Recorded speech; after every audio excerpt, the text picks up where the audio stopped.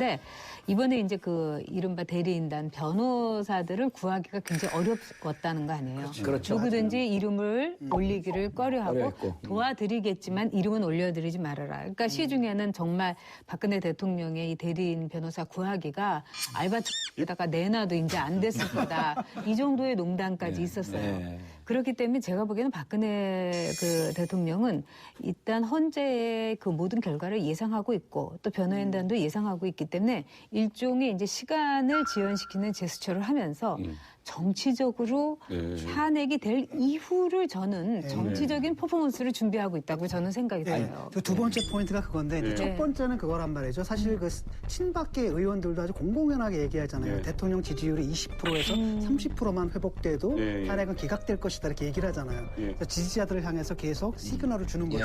또 지지자들이 데모를 할 명분을 주는 거예요. 그러니까 4월에 온다는데 왜 끌어내리려고 그러느냐. 그러니까 두 번째 또 시간을 지연하게 되면 대선이 미뤄지게 되겠죠. 라고 하면 이제 보수층이 그 정권 재창출을 할 수 있는 시간적 최소한의 시간을 벌게 되는 거죠. 네. 그래서 만약에 정권 재창출을 했을 경우에는 설사 대통령이 재판을 받는다 하더라도 불구속 상태에서 받을 확률이 크고 또 나아가서는 뭡니까? 그 구속이 된 다음에도 사면을 받기가 쉽다라는 거죠. 그래서 제가 볼 땐 이분들이 사법적 대응을 하는 게 아니에요. 정치적 대응을 하고 끝까지 시간을 끌겠다. 또 하나 우리가 여기 바로미터를 목표는 이미 나왔다. 결정은 난 것 같다. 이걸 어디서 볼 수 있냐면 최재경 민정수석은 이 검찰과 법조계에서 정말 이 실력으로 인정받는, 물론 저를 감옥에 넣는 사람이기 때문에 좀 기분은 나쁘지만. 최지경. 그거 특수 BBK 조사한 사람 아니에요. 그래갖고 그 사람 그러면 특수본부장이었죠. 그렇지만 우린 또 대인배답게 그건 그거고 이건 이거니까. 근데 최재경 민정수석이 마지막에 검찰에서 검찰의 대응 방식을 보고 끝까지 민정수석을 사표를 냈잖아요. 일주일을 싸우다가 결국 그만뒀는데 그때 법조에서 나온 얘기가 이건 탄핵한다. 근데 특검이 왜 이렇게 발빠르게 뭐 압수수색 좀 몇 군데 늦은 거 빼고는 심지어 뭐 문학의 블랙리스트 그렇죠. 까지도 가고 심지어 지금 현직 장관까지도 압수수색을 해요.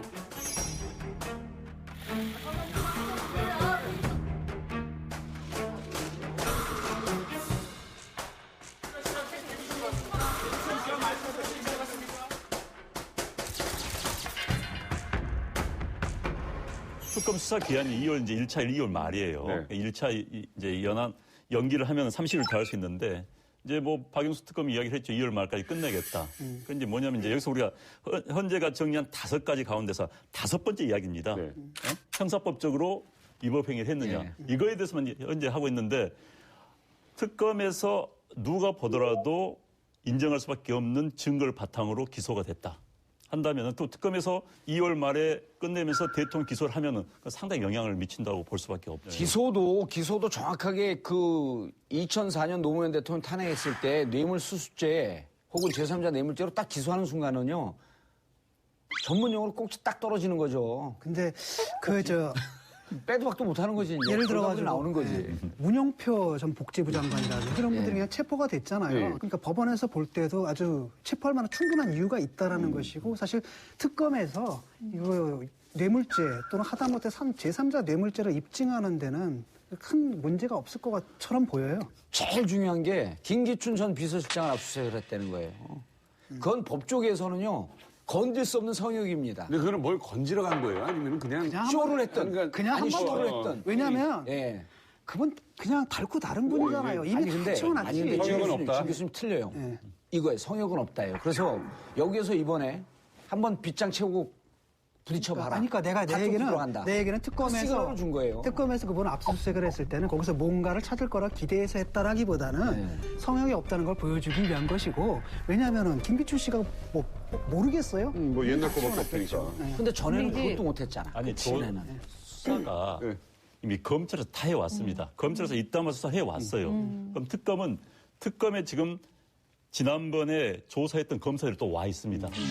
이야기하는 거죠. 10명 와 있죠. 그러니까 그 당시 수사 어디까지 했느냐. 여기까지 했다. 아니 못한 게 뭐냐. 김기춘이 못했다. 우병우 못했다. 그다음 시간이 없어 이거 못했다. 그다음에 솔직히 뭐 청와대에 뭐 우병우 있었기 때문에 못했다. 이런 얘기 할 거 아닙니까? 그 나머지를 지금 하는 거예요. 그 나머지가 이제 핵심 뭐냐. 우병우하고 김기춘이죠.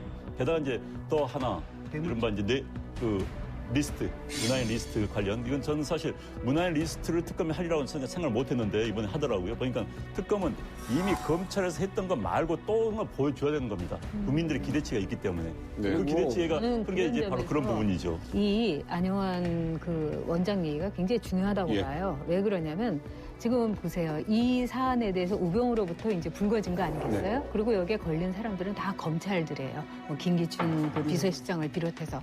근데 검찰의 그 수사를 통해서 국민들은 굉장한 배신감 내지는 의문을 갖게 되고 검찰 수사 자체가 별로 건진 게 없는 거예요. 그렇기 때문에 특검은 검찰이라는 그 조직의 마지막 명예를 회복해야 되는 의무, 그다음에 국민들에게 새로운 걸 보여줘야 되는 거예요. 그렇기 때문에 제가 보기에는 김기춘 그 실장의 집을 압수수색한 거라든가 또 나아가서 조윤선 장관의 현직 장관의 집까지 압수수색을 했다는 거는 그렇죠. 기본 자료가 있는 것인 동시에 특검으로서도 제가 보기엔 조직을 회생시키고 국민에게 바로 서기 위한 일종의 퍼포먼스를 하는 거예요. 그렇기 때문에 새로운 것을 국민들에게 보여주고 그렇죠. 특검에서는 검찰하고 달리 우리는 이걸 했다. 이걸 보여주는 거죠. 검찰이 이제까지 국민들에게 언제 박수를 받아본 적이 있어요. 이제 10%는 국민들의 감정에 조응하면서 가고 있는 겁니다. 어디서 볼 수 있냐면 김기춘 아까 그랬잖아요. 퍼포먼스라 그랬잖아요. 조윤선은 뭔가 있을 수도 있습니다. 그렇죠. 근데 또 하나 국회에서 온갖 사람들에게 분노를 자아나게 한 게 20대 후반에 군복을 입고 나온 조혁 대위 아니에요.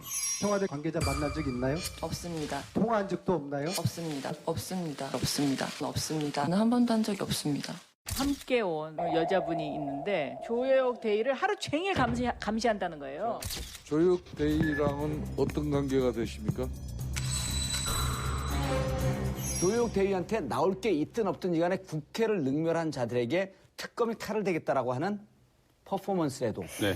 그래서 나는 지금 특검이 움직이는 걸 보면 실질적으로 잡아내려고 하는 측면도 있고 국민들의 감정의 조응. 이거 조금 더 좋게 얘기하면 시대 정신에 부응하면서 가면서 검찰에 대해서 신뢰를 주십시오라고 하는 것을 보여주면서 하고 있어요. 근데 제가 보기에는요.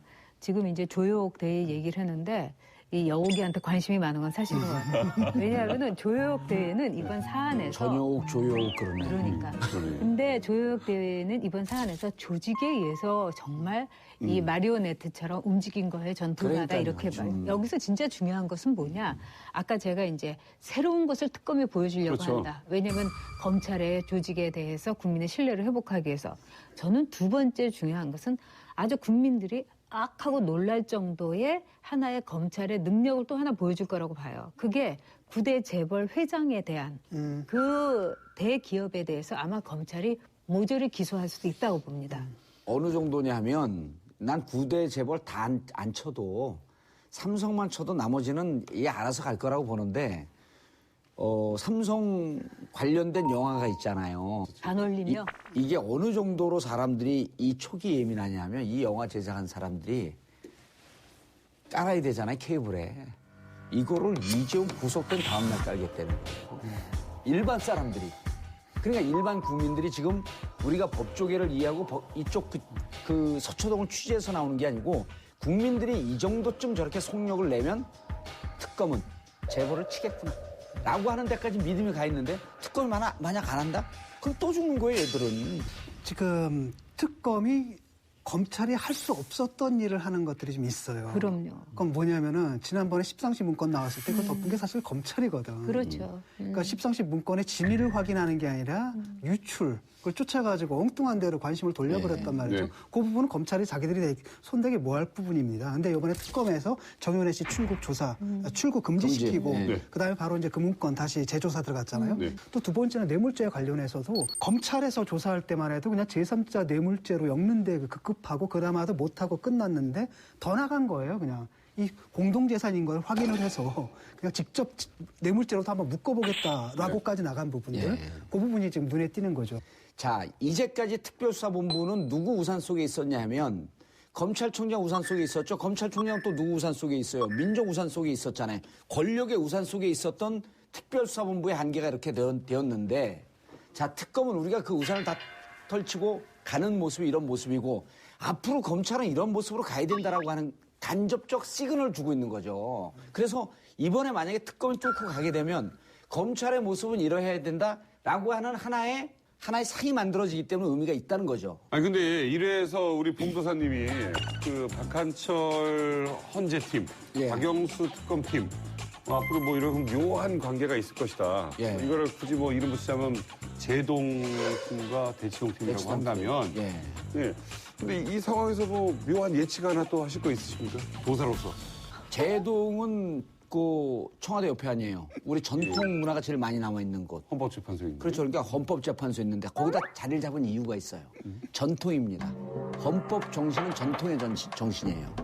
오, 그래요? 그럼요. 근데 제동팀은 그러기 때문에 5번 항에 대해서 관심이 없어. 5번 하면 형사, 뇌물죄거든요. 돈에 대해서 관심이 없어. 1, 2, 3, 4번 중에 하나로 꼭지 딴다. 그런데 자, 대치동 팀은요. 대한민국에 돈이 제일 많이 도는 데가 어디예요? 땅값이 제일 비싼데 대치동 아니에요. 대치동이죠. 그 대치동은 뇌물죄로 간다 이거. 풍수 지리학적으로 돈 많은데 여의도인데. 보세요. 그다음에 정말 논리적이다. 그런데 보세요. 꼭지를 누가 먼저 따냐? 제가 아까 우사인 볼트 얘기했잖아요. 속도전으로 들어갔어 둘 다. 저쪽에서 뇌물죄를 먼저 칠 거냐, 이쪽에서 헌법 위반을 먼저 칠 거냐. 그래서 나는 이 시기가 무척 중요한데 2월 9일이면 노무현 대통령 심리한 거하고 똑같이 63일입니다. 그래서 2월 9일서부터 2월 20일 사이에 결론 나온다. 야매 같아. 그러니까 5번은 건드리지 않을 것이다. 이게 원래 샤머니즘 스캔들 야매서부터 시작한 거예요. 그게 무슨 상관이 있어요? 무슨 상관이 있어요? 그러니까 이거를 자꾸만 인간이 알고 있는 3차원의 세계로 우주로 보려고 하지 말고 정말 열심히 논리적이셔. 노력하다 보면 우주가 도와준다니까요. 주간 내부 크러쉬. 이번에는 여의도에 있는 내부자들 이야기로 한번 들어가 보겠습니다. 그렇게 뭉쳐 살던 새누리당이 분당이 됐어요. 분당이 되느니 탈당하니 말이 많았었지요. 결국은 이제 지난해 말 분당이 됐고 원래는 뭐 35명이 또는 34명이 나오겠다 하다가 발표를 할 땐 29명이 됐습니다. 뭐 나경원 의원 등 5명은 빠졌죠. 왜 갑자기 분당을 하게 됐느냐. 뭐 결단의 계기가 뭐냐. 이게 굉장히 궁금했어요. 솔직히. 좀 물어봤어요. 그랬더니 이제 결정적인 계기가 그 발표한 전날 의총이 열렸습니다. 의총에서 열렸는데 친박계 의원들이 나서서 노골적으로 욕을 한 거예요. 아마 육두문자까지 쓰면서? 쓰면서. 그러니까 그 전까지만 해도 친박계에서는 공격하지 않았어요. 그 자리에서 나가라. 특정 의원들은 이름까지 지칭하면서 그 자리에 앉았던 비박계 의원들이 도저히 이 사람들은 내가 어떻게 얼굴 보고 살겠느냐. 모멸감을 느끼고. 그럼 못하겠다. 해서 이제 그 다음날 그 발표를 하게 된 것이죠. 그러니까 그날의 그 사건, 그 의총에서의 계기가 이 사람들을 결단케 하는. 그러니까 밑바닥을 친박에서 의도적으로 보여줬는지 아니면 뭐 우연한 기회로 보여줬는지 모르겠으나 어쨌든 그 밑바닥을 보고 나오게 됐다. 이런 이야기죠. 지금 개혁 보수 신당을 만든 비박은 대선을 그래도 한번 치러보겠다고 대선 주자를 영입하겠다는 꿈이 대선에 있는 거고 그다음에 이 친박은 선거 3년 남았다. 그리고 우리는 영남이라는 그 기반을 바탕으로 배지를 다시 달겠다는 완전히 총선 체제로 가 있기 때문에 지금 그 비박은 그 점에 있어서 유승민 그 의원은 끝까지 요구했잖아요. 자기를 비대위원장을 시켜주면 여기서 안 나가겠다고. 그런데 그것을 칼같이 잘라버린 건 뭐냐면 유승민에게 당권을 줬다가는 자신들이 공천을 못 받을 거라고 생각을 한 거예요. 그리고 또 중요한 거는 지금 영남의 정서예요. 영남의 그래도 밑바닥의 정서는 뭐냐면은 못난 딸 때문에 박정희 대통령이 욕본다예요. 그렇기 때문에 박정희의 뿌리가 있다고 생각하는 영남 쪽 의원들은 3년 우리가 잘 버티면은 그대로 우리는 영남에서 하나의 이 지역 정당으로서는 충분히 존재가 가능하다. 이런 게 있죠. 보수신당하고 새누리당하고 그러니까 싸우는 전장 자체가 다른 거네요. 그럼요. 왜냐하면은 우리나라에서 아마 보수라는 이름을 임시이지만은 정당에 넣은 건 아마 처음일 거예요. 그만큼 이제 우리가 한동안 좌파라는 거에 대해서 알러지가 있었잖아요. 네? 이런 좌파께서도 명품 좌파도. 근데 댄디 진보. 말을 정확하게 해주세요. 댄디 진보. 네, 진짜라고 생각해요. 근데 사실은 제가 보기에는 이 보수야말로 늘 지저분하고 돈만 알고 오염돼 있고 부정, 부패의 하나의 대명사로 알았기 때문에 보수가 보수로 불리우는 걸 굉장히 꺼려했어요. 근데 이 비박들이 보수 신당이라는 이름으로 가겠다는 것은 이제 나름대로 우리나라에서 이제 보수 안에서도 노선 투쟁이 있다는 거기 때문에 저는 굉장히 합리적이고 좋은 일이라고 봐요. 전영호 작가님한테 좀 여쭤볼게요. 네. 보수신 거죠? 이 법과 질서 속에서 그것을 조금씩 고쳐가면서 또 과거로부터 배워가면서 더 나은 세상을 만들겠다는 거예요. 저는 그런 점에서 저는 보수주의자예요. 그러면 전 작가님이 본 우리 봉도사님은 여기도 사실은 보수인데 여기도 사실은 보수인데 네. 그래요? 네. 뭘 콕 찍어요? 여긴 자기의 그 가치. 자기 애. 네, 이게 엄청난 사람이에요. 그러면 나갈 때 뭐 몇십 명이 될 거다 뭐 이러다가 갑자기 나경원 의원이 안 나갔어요. 네. 그러고 나서 그날부터 인터뷰를 굉장히 여기저기 많이 하고 있어요. 네. 어쨌든 수도권의 사선 의원이고 자신의 어떤 그 발언권이나 가치를 원하겠죠. 네. 그런데 이제 유승민 의원이나 이 김무성 의원이 두 분 다 만만치가 않기 때문에 네. 어떤 자신의 그 공간을 네. 갖기 위해서 지금 핫딜을 하고 있는 게 아닌가 이렇게 생각합니다. 아까 그 전혁 작가께서 말씀하신 것처럼 지분이에요, 지분. 쉽게 말하면 지금 나경원 의원이 딱 갔는데 자기가 할 틈이 없는 거야. 그렇죠. 정책 결정하고 이럴 때 자기 사람들 심어야 되는데 안 되니까 남아서 지금 농성 중이지. 그러니까 니들이 빨리 내라. 그래야 내가 옮겨가고 그래야 너희들이 탈당이 분당이 성공할 수 있다라는 메시지를 던지는 거죠, 지금. 지금 이제 2차, 3차를 기대를 하고 있습니다.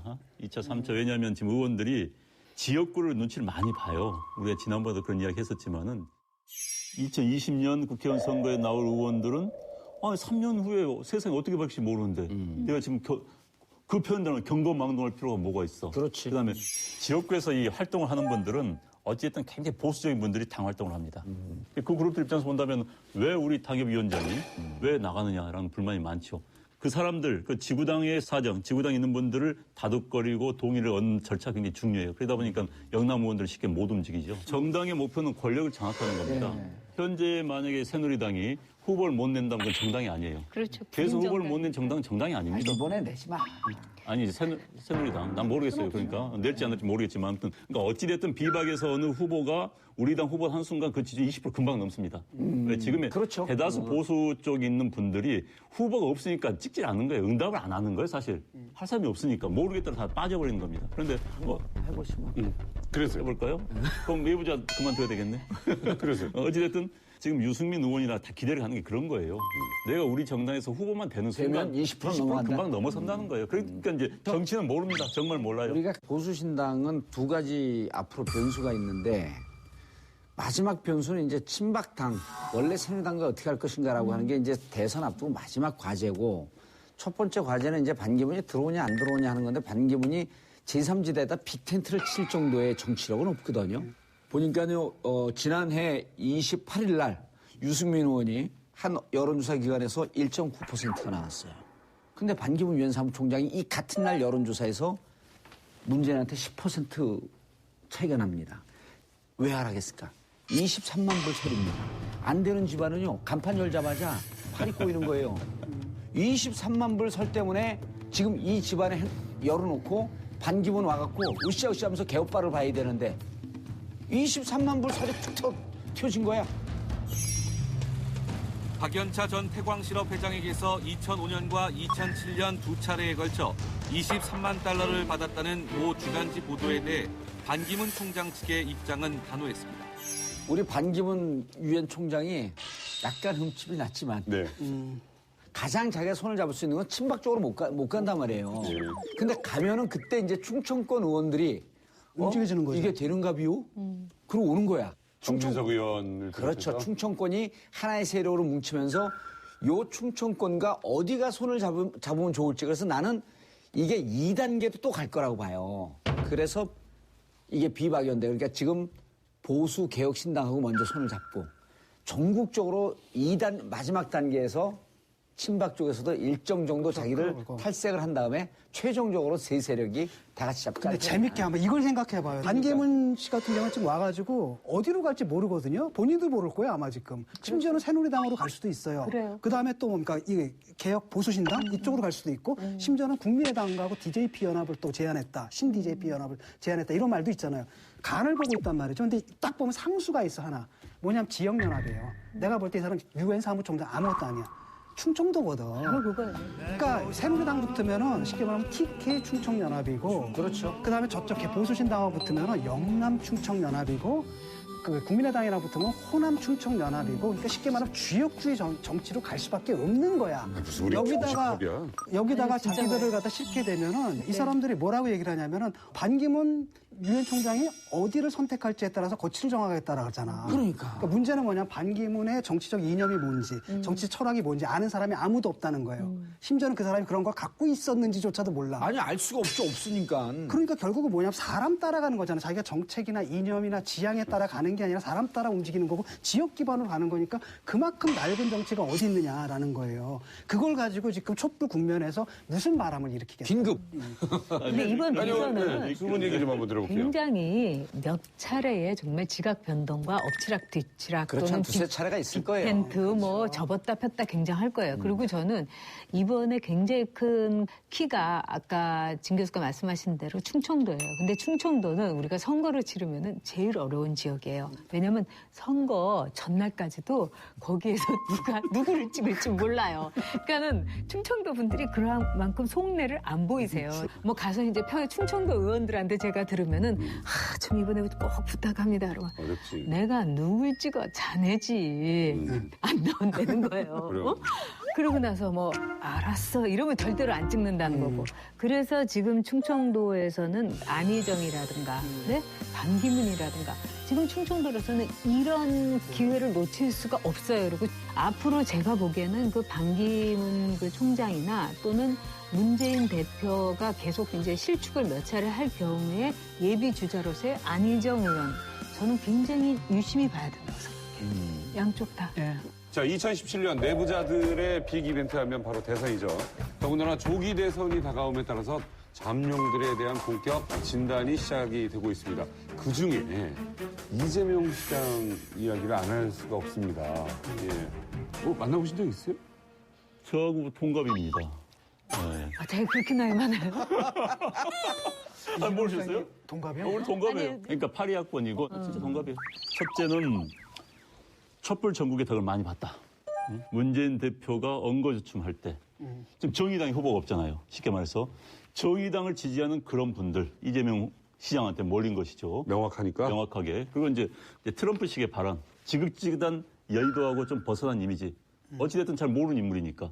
그거 더 충분히 봤죠. 그런데 이제 이게 어디까지 갈지는 미지수입니다, 사실. 우리가 이제 망각하지 말아야 될 게 이분이 시정을 꽤 잘하는 편이에요. 그러니까 굉장히 그 시정에 대한 시민들의 만족도가 상당히 높고 나름대로 그 부분에 대한 실력이 있는 겁니다. 그 부분을 평가를 좀 받아야 될 것 같고요.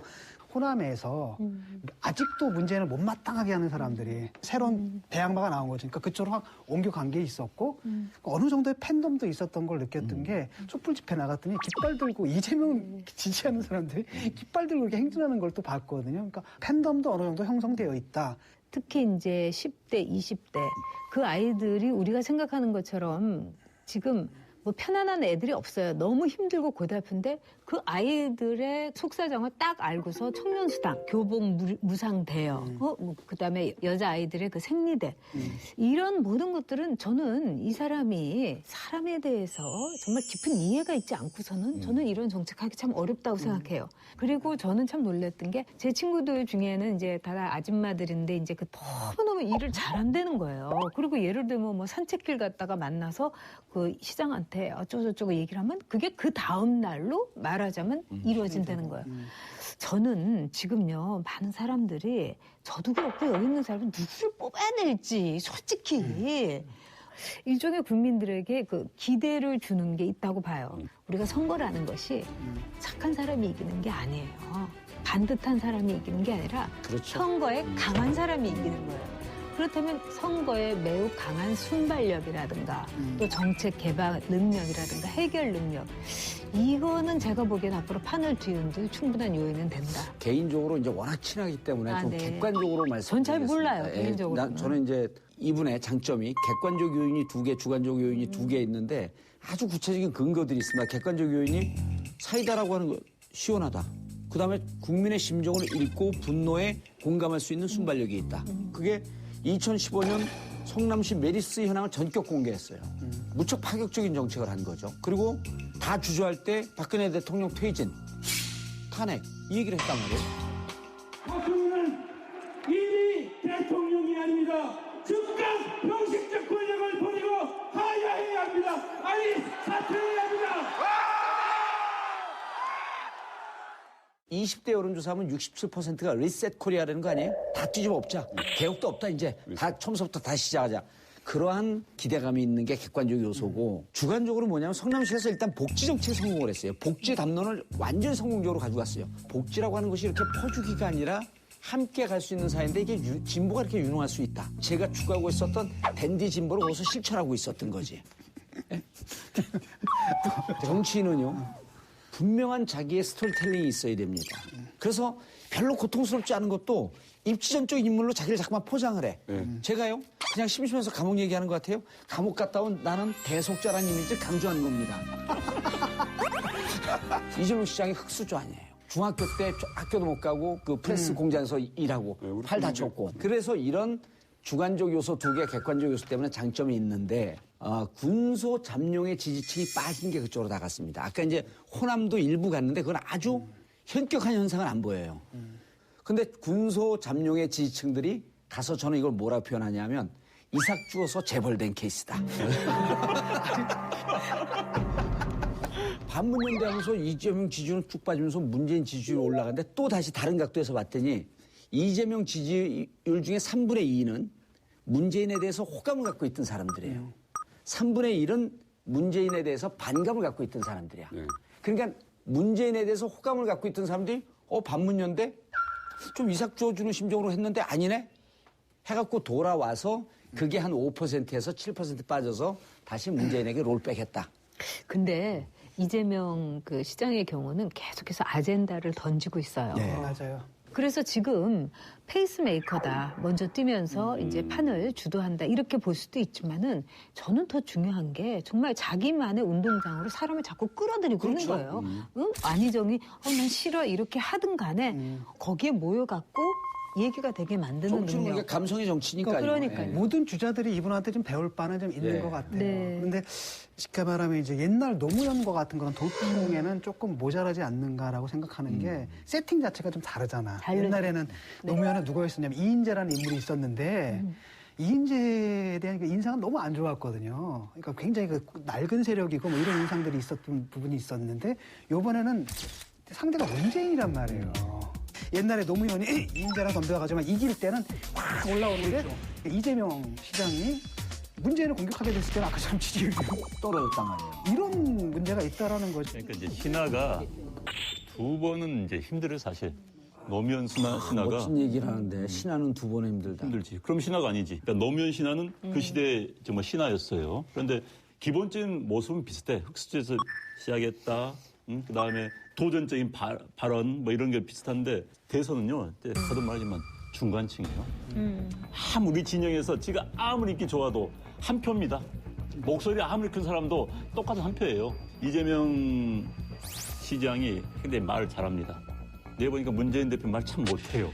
아마 TV 토론 같은 데 가면은 이재명 시장이 상당히 덕을 볼 거예요. 덕을 볼 거예요. 그것까지 갈 수 있을지는 잘 모르겠습니다. 그 전에 문재인 전 대표는 중간층의 필요성을 알기 때문에 지난 선거의 경험을 알기 때문에 중간층을 확보하기 위해서 굉장히 야당 열성 지지자들 입장에 보면 답답한 행보를 본 거예요. 선거를 알기 때문에 그런 거예요. 그렇지. 그런데 이재명 시장은 일단은 공격하니까 시원하죠. 그렇지만 그 중간층의 함정이 빠질 수 있다. 많은 정치인들이 예전에 했던 발언으로 인해서 거기에 대해서 뭐 여러 가지 해명도 하기도 하지만 언젠가는 좀 털어야 될 또 기회가 된다면 뭐 한두 번으로 되지 않을 수도 있잖아요. 자, 우리 전효옥 작가님께 좀 여쭤볼게요. 과거에 우리 그 노무현 전 대통령에게 인큐베이터에 들어갔다 나와야 된다. 그러니까. 발언을 한 적이 있습니다. 네, 제가 얘기했죠. 예. 네. 자, 우리 전효옥 작가님께 좀 여쭤볼게요. 네. 과거에 우리 그 노무현 전 대통령에게 인큐베이터에 들어갔다 나와야 된다. 그러니까. 발언을 한 적이 있습니다. 네, 제가 얘기했죠. 예. 네. SBS 토론이었어요. 근데 이제 탄핵이 된 날이었어요. 이 자리에 이제 유시민 그 의원이 있었어요. 근데 유시민 의원이 이제 노무현 대통령은 시대의 미숙아다. 그런 점에서 이제 우리가 이해를 해줘야 된다. 막 이렇게 얘기해서. 미숙아를 먼저. 네, 그래서 미숙아면은 일정 기간 좀 인큐베이팅이 필요하지 않냐. 저는 정말 외부자로서 그렇게 얘기를 했는데 지금도 제 이야기에 대해서 뭐 아니었다 이렇게 그렇게 얘기했고 노무현 대통령이 갖고 있던 장점을 많이 알지만은 동시에 대통령이라는 굉장히 그 신성한 권력을 국민에게 받았는데 대통령 못 해먹겠다. 응? 이렇게 얘기하면서 권위 자체가 없어져 버린 걸 참 안타깝게 생각을 했어요. 근데 제가 이제 정치를 그만두고 나서 노무현 대통령과 아주 가까운 분을 제가 전에부터 알던 분하고 얘기도 하고 그다음에 노무현 대통령의 책이나 뭐 모든 뭐 여기에 있는 우리 봉도사 책까지 제가 다 읽었어요. 네. 그러면서 제가 얻은 거는 노무현 대통령은 우리가 불편할 정도로 너무 솔직한 분이었다는 거예요. 또 저는 노무현 대통령이 상당히 잘한 거는 잘하셨다고 얘기를 했어요. 검찰 개혁을 하려고 했죠. 그거는 저는 정말 그렇죠. 훌륭하게 네, 생각을 가장 훌륭한 했어요. 일이었죠. 그래서 그분이 삶의 과정 속에서 지역주의 타파를 하고 진영의 논리를 벗어나고 굉장히 훌륭한 삶의 업적이 있기 때문에 좀 더 정치 철학적으로 한 인간 노무현을 봤으면 좋겠다 이렇게 생각을 해요. 그다음에 저 역시 굉장히 많은 게 달라졌어요. 불편한 솔직함에 대해서 이해를 했고 나름대로 저도 노무현 대통령에 대해서 우리의 대통령으로 이제 다 받아들여야 된다 이렇게 생각을 해요. 봉도사님 왜 깊은 한숨을 쉬세요? 아니 자기 과거의 행적을 얘기하면서 그때 지나왔던 역사 그리고 또 지금 깊은 회한, 반성, 인간으로 되돌아옴 얼마나 아름다운 인간으로 되돌아온 거예요? 졌어요.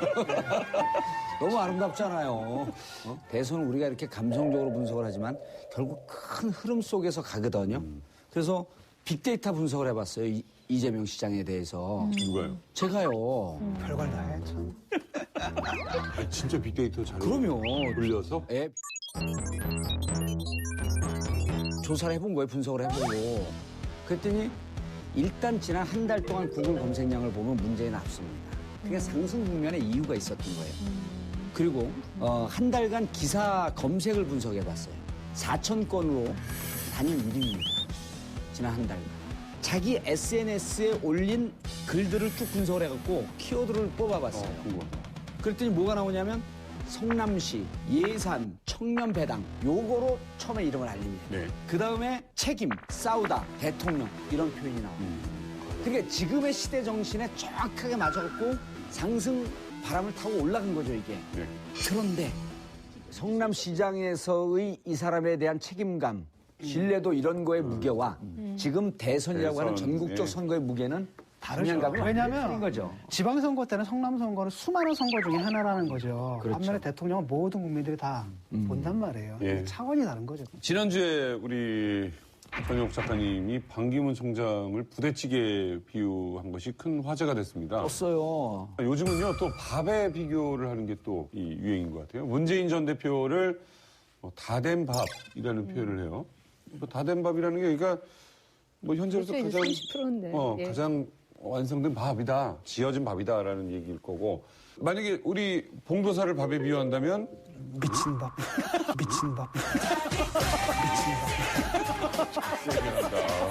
세다. 난 내가 하는 얘기 아니야. 밥이 미친 건 나 처음 봤어. 그거 아니에요. 아니 이거 울잖아. 아니 아름다운 미자에 친할 친자 미친 밥. 시적이다. 이재명 시장을 밥에 비유한다면 우리 안영원 원장님 김밥. 왜요? 김밥에는 달걀도 넣고 시금치도 넣고 햄도 넣고 이렇게 하는데 이게 이제 자칫 잘못하면요 김밥 옆구리 터져요. 아니 이제 우리가 욕심을 부리면요 김이 한정이 돼 있잖아요. 거기다가 이제 이것저것 다 넣으려고 해요. 뭐 보수지도 하고 이제 보니까 얘기 되네요. 이재명 시장이 내가 보기엔 약간 퍼퓰리스트예요. 이것저것 던지는 거야. 인기 끌기 위해서. 거기다 이제 소세지도 넣고 햄도 넣고 시금치도 넣고 하다 보면은 자칫 잘못하면 김이 안 말아지고 터져버려. 옆구리 터진 김밥이 될 수도 있다. 저는 카레라이스. 또 이 카레라는 게 굉장히 자극적인 음식이잖아요. 근데 중독성이 있어요. 먹다 보면은 우리나라도 진짜 카레가 젊은이들이 굉장히 MT가 한번 먹잖아요. 근데 이 카레를 먹다 보면 또 사람들이 각각의 기호가 있기 때문에 어떤 사람은 감자 빼고 안 먹고 어떤 사람은 당근 빼놓고 당근 싫어 뭐 이렇게 근데 그러면 끝까지 먹을 수 있어요. 그렇기 때문에 그중에서 몇 가지 골라내고 맛있게 먹을 수 있다면은 그 이재명 카레라이스 한번 우리가 생각해 볼 수 있지 않나. 저는 그 현미밥인데 다듬어지지 않은 이분은 그냥 날 것 그대로 이렇게 딱 들어온 것 같아요. 그냥 도전하는. 네, 도전하는. 먹기는 조금 힘든 부분들도 있어요. 이렇게 좀 점잖은 분들은. 하지만 사실 몸에는 굉장히 좋은 밥이죠, 사실은. 전 선밥으로 하겠습니다. 서리금밥. 예, 서리금밥. 이번에 밥할 타이밍이 아니었어요. 마음이 급했어. 급히 불 조정 안 되고 물 조정 안 되고 그러니까 밥이 설어버린 거예요. 제가 퀴즈 문제 하나 내드리겠습니다. 우리 외부자 4분 중에 다음 밥에 해당하는 분은 누구일까요? 콩밥.